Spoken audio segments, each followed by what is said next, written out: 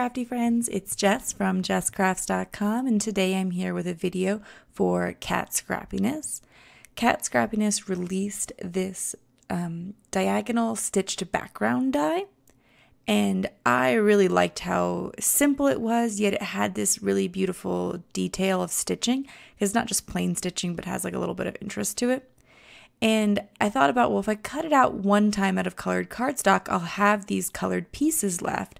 So I decided to cut it 3 times out of 3 coordinating pieces of cardstock, and then I could make 3 of the same card, which is great because I could, use one and donate the others because I love to donate my cards, or I could give them to 3 different people and I could change them up a bit. So to do my stamping today, I'm going to use some Distress Oxide ink, and I'm going to be working with the Crafter's Gonna Craft stamp set from Cat Scrappiness. It has 3 little sequins in it, so I mounted them on a block, and then I'm just going to stamp them sporadically all over the triangles, and I'm going to do a tone-on-tone look. So I'm using Wilted Violet on my purple cardstock. I'll use Peacock Feathers on my blue cardstock. And then my pink, I originally picked raspberry, but you couldn't really see it. So I eventually actually went with the red color. I believe it was candied apple. But basically you just want to pick something that's just a bit darker than your cardstock. And by mounting them together on the block, I was able to save myself a lot of time.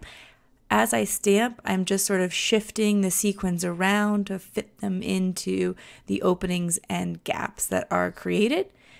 To me, it's certainly easier to do it once I've die cut because, well, not so much easier, but like I don't want these sequin stamps to be on the frame piece. I just want them to be on the inner pieces. So I did the stamping after I did the die cutting.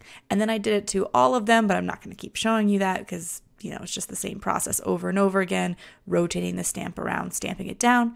Distress Oxides do a beautiful job of stamping, especially outline stamps, but you could use whatever you have on hand. I like the Oxides because I can use them for techniques and solid stamping.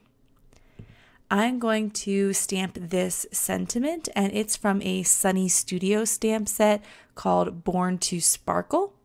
And I was having a bit of trouble with it first, but that's, I think, in part because the Tim Holtz stamp platform is a bit new to me. But I was able to stamp it down a few times and get a great impression. I'm using VersaFine ink so that it gives me a crisp, clear black stamping.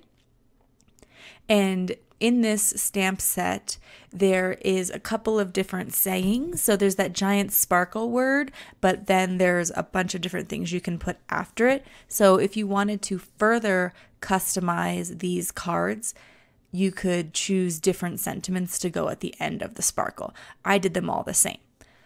Once I had all of my cards with the same sentiment, and because I used a stamping platform, I was able to just kind of put the next card in, and it saved me a lot of time, and I was able to create these cards really quickly.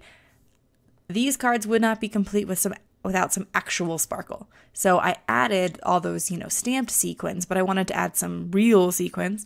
And Cat makes just a ton of amazing, adorable sequin sets. So I just kind of pulled out my stash of sequins and found some that coordinated perfectly. For instance, here, I'm actually using the Rock Candy sequin mix. So it has a bunch of other colors of sequins besides pink in it, but I just sort of picked out the few that I needed. I think that sorry, my voice is a little rough here.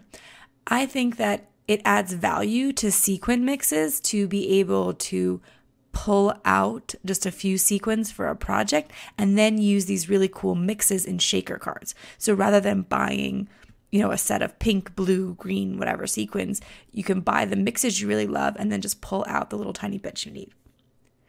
Now, when I was working on this particular card, so my logic was, if the outside were pink, I'd use pink sequins. If the outside were purple, I'd use purple sequins. I may have gotten a little out of hand with the pink sequins, but I decided to sort of mix it up for purple. And instead of putting them all over the background like I did with the pink, and you'll see the still card at the end here. And you can also see it over on the Cat Scrappiness blog, which I'll link to. I decided to do some groupings of sequins because, again, I wanted the cards to be just a little tiny bit different. So here I pulled some sequins from Boohoo and Ghostly Greetings. Again, you know, a sequin mix that I could get a few sequins from.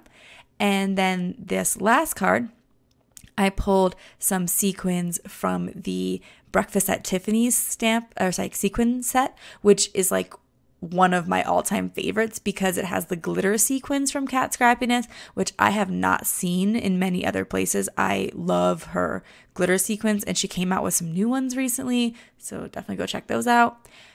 Anyway, I decided to change it up a bit again, and this time I put them in a line over my sentiment. So it just kind of an example of some different ways you can use sequins to really make your card pop. And that's it for my cards today.